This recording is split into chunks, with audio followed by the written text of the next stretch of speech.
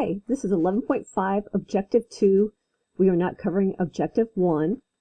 So the first thing I'm going to do is we're going to review the Pythagorean theorem, and then we're going to apply it with this example below here.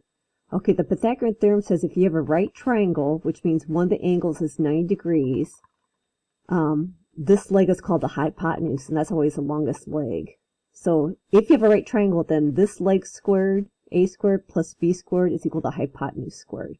So again, that's a Pythagorean theorem. Okay, so now we're going to go down and look at this problem right here.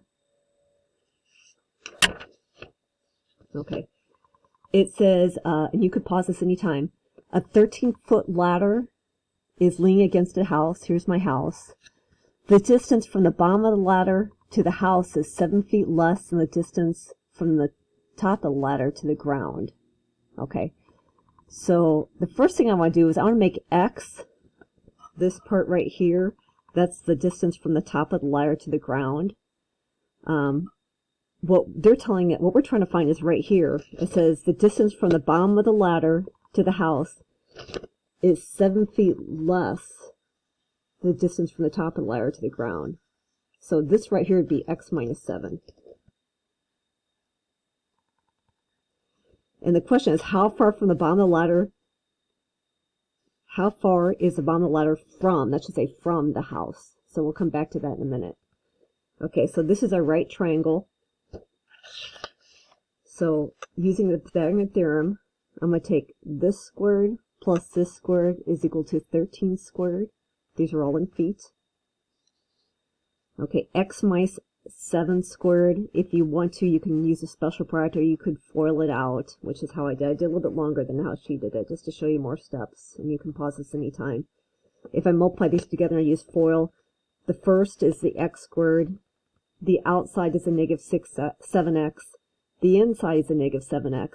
And the last is negative 7 times negative 7, which is 49. Okay.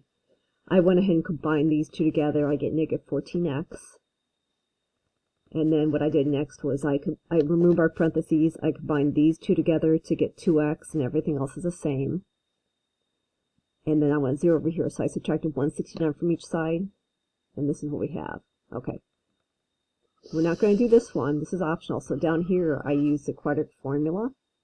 I did a little bit different than how she did it. I went ahead and, to make it easier myself, I divide both sides by 2, just because it's a little bit easier to work with. So I divide this by 2, this by 2, this by 2, and this by 2. So again, that just makes it a little bit easier to work with. I know she didn't do that with the answer key, but I just thought it was easier to do it this way, so I chose to do it that way. So you have more than one way to look at it. Okay, so if I do it this way, A is 1, B is negative 7, and C is negative 60. So if I use my quadratic formula, it's negative B, which would be the opposite of 7, B squared minus 4 times A times C all over 2 times A.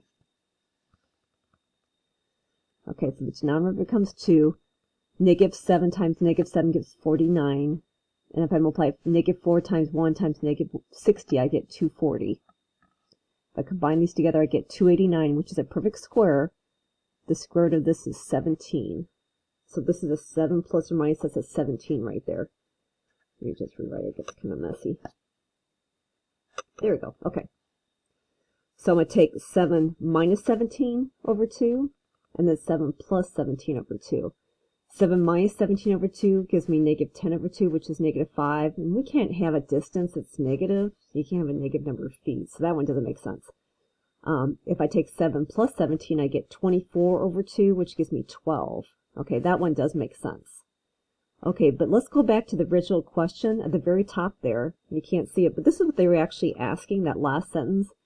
How far is the bottom of the ladder from the house? Okay, so what they're asking for is they're actually asking for this part right here. They're not asking for this part. They're asking for this part right here. We just found x to be 12. Okay. So what they're asking for is x minus 7. If x is 12, 12 minus 7 would give me 5. So the answer would be 5 feet. Again, we are skipping this one.